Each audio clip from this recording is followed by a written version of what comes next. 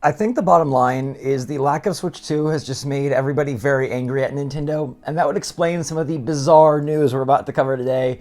Good morning, Mario, and good morning, Switch fans. It's Poppy Dog Pop, the very best Poppy flavor. I can't get enough of these things, and they actually don't hurt my stomach, so it's delicious, just like another beautiful day with all you people. What's going on already? It's Zach from SwitchForce. Tomorrow is election day. I highly encourage you to get out and vote. I encourage you also to vote for love, kindness, and positivity as we move forward into an era that can be really great or really terrifying. And I will be voting for Kamala Harris, and I encourage you to do the same for all the women, children, and future children in your lives and in others' lives. In the meantime, though, let's talk about a bit Nintendo, Mario, Luigi, Brothership, and the mixed bag of reviews that have come out. I frankly feel like this is just Nintendo frustration boiling over or something, because all the places I trust seem to say that Mario and Luigi Brothership is bananas great. Amazing review scores, the best Mario and Luigi of all the bunch, which is saying something because Alpha Dream came out and did a super strong job of delivering awesome games with Superstar Saga, with Dream Team, with Bowser's Inside Story. They absolutely crushed it. And I love that they are getting a chance, well, not they, but some people in a new form are getting a chance to bring the franchise back, and hearing that this is the best yet is music to my ears. But then you've got IGN coming in with a 5. A 5 out of 10? A 5 out of 10? What's the last Nintendo game you played that was a 5 out of 10? What's the last video game you played that was a 5 out of 10 from Nintendo first party? Can't really think of one. Maybe like an eShop game? Maybe? Even then, I don't know. I think it's very odd that this is sitting at an 80 Metacritic because it's only being anchored down by a few low review scores, whereas everyone else says the game is great, it's super charming, the art style is beautiful, the story is great, and most importantly of all, the gameplay and the combat takes center stage and is very, very strong. Something that Paper Mario has struggled as it tried to bear the weight of the entire Mario RPG franchise for years was that the combat continued to get worse and worse. And then we had a beautiful reawakening with Super Mario RPG and Paper Mario and the Thousand Year Door, and now Mario and Luigi Brothership coming back and bringing huge heat, huge gameplay, huge combat, awesome sauce where we need it most. And I'm personally absolutely excited. Tomorrow will be very stressful, and then I look forward to playing Mario and Luigi Brothership on Wednesday. Of course, I'm getting it early, and I'm going to bring you coverage as soon as I can. In the meantime, though, you can check out those review scores. They're up everywhere, and they're a bit confusing, but I wouldn't be too concerned. I think there's some people that just aren't a fan of the Nintendo thing.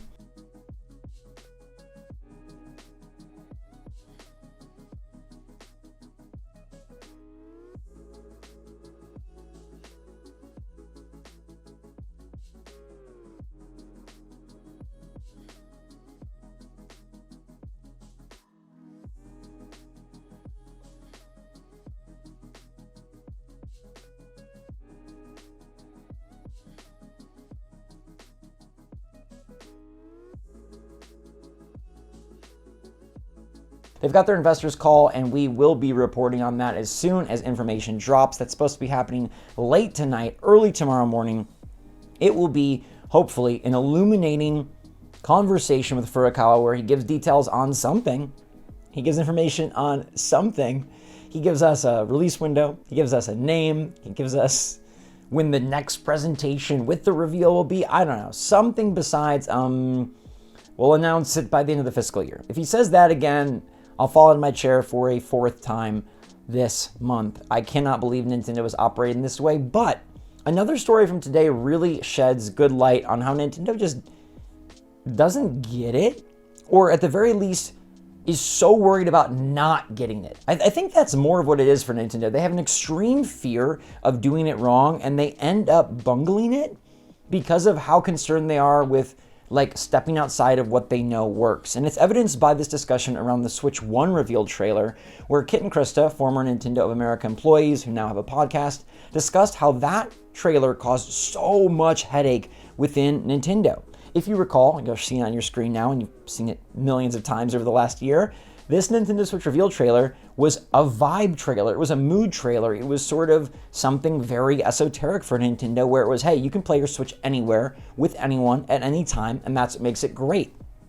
And Kit and Krista talked about how Nintendo was very worried this would miss the mark, and they wanted something more like, hey, the Nintendo Switch is our next generation system. Here's Reggie Fils-Aimé to talk about the power of it and the features and the electronics and the doodads.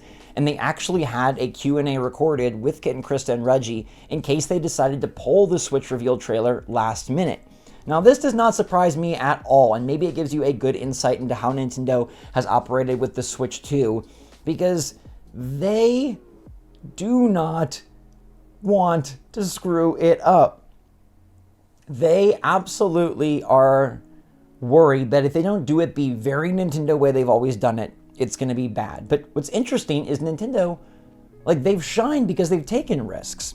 And they've shined because things that they step outside of their normal confines. The Switch is something risky and ballsy. The Switch 1 reveal trailer really sold that system and set Nintendo up for success. I think if Nintendo came out with a nuts and bolts description of the hardware and of the tech behind it, people would have been like, ugh, this system seems sucky, the power is not there, the Wii U didn't have great games, but they conceptualized it in a way that resonated with gamers across the world to say, hey, you could play this on the rooftop. And maybe you've never played your Switch on a rooftop, I haven't either, but that's okay. It was the idea and the feel of it. I think Nintendo nailed that trailer, and I wish that they would kind of trust more of the outside influence and more people talking to them. I feel like they have a bit, because look at Mario and Luigi Brothership getting a snazzy art style. Look at Super Mario Bros. Wonder getting a totally wild style of gameplay that breaks the chains of what made a 2D Mario 2D Mario. I think Nintendo is experimenting. Zelda is the main character of Echoes of Wisdom, but I think when it comes to this transition, the business people like Furukawa are probably so in charge of that, they're really not letting it go. And maybe there'll come a time where Nintendo is much more of the fun-loving company in their actual operation as they are in their gameplay.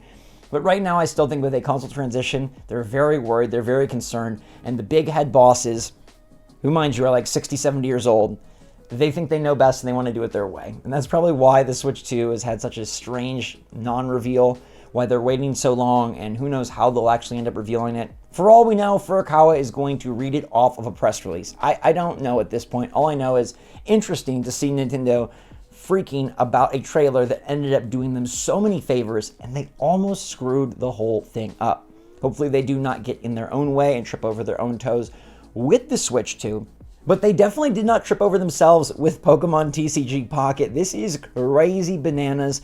Obviously, they owe a lot to the Pokemon Company, Creatures, and DNA, but they're talking about $3 million a day so far for TCG Pocket. That is insane, and that would make it triple Pokemon Go. Pokemon Go is like $1 million a day. Pokemon Pocket, $3 million a day. Frankly, I am blown away. I think Pokemon Pocket is cute, but I think if you're a card game player, Marvel Snap is way, way better. I think Marvel Snap is a way more modernized system. It's a way more modernized game. It's a way cooler game. It's a way snappier game. It's a way quicker, more enjoyable, more UI feature-driven game that I love a lot more, but Pocket is going to be dominant. This is going to have a snowball effect with tons of players, millions and millions of players, millions and millions of dollars, and it's just getting started. Wait till they add more sets, wait till they add more features, wait till they really blow this thing out. Pokemon TCG Pocket is going to make Nintendo plenty of money for a very long time. Maybe they don't even have to worry about the Switch 2 because they're going to be making millions of dollars a day from Pokemon TCG Pocket. Congrats to the Pocket team. Congrats to everybody playing it. It's available now for free on mobile if you want to grab it. You get some cards for free off the bat, and then obviously you can spend moolah because they are making it hand over fist. Now, we will hopefully get some good news from Furukawa and be able to put this whole Switch 2 thing behind us, although the reveal is still definitely in front of us. I fully do not expect Furukawa to reveal the system, show the system, date the system, or price the system. He might name it, he might give a release window, he might just say more to come in the future, but at least we'll have something, because it has been a maddening October, now into a hopefully nice November. Tomorrow's going to be crazy. Brothership on Wednesday should be really fun. Hopefully, the investors calling for Akawa delivers some good news. I'll keep you posted as soon as we hear it. In the meantime, everybody, thanks so much for watching. Thanks for being a part of the channel. I appreciate you so much. Whether it's been Animal Crossing being glorious, Nintendo Switch 2 being disappointing, the Switch Pro being confusing and evolving into OLED, we've been there for all of it this generation. And I'm so glad that we got to do it, and we'll continue to do it for whatever Nintendo brings us. Good, bad, confusing, surprising, exciting, all of it in between.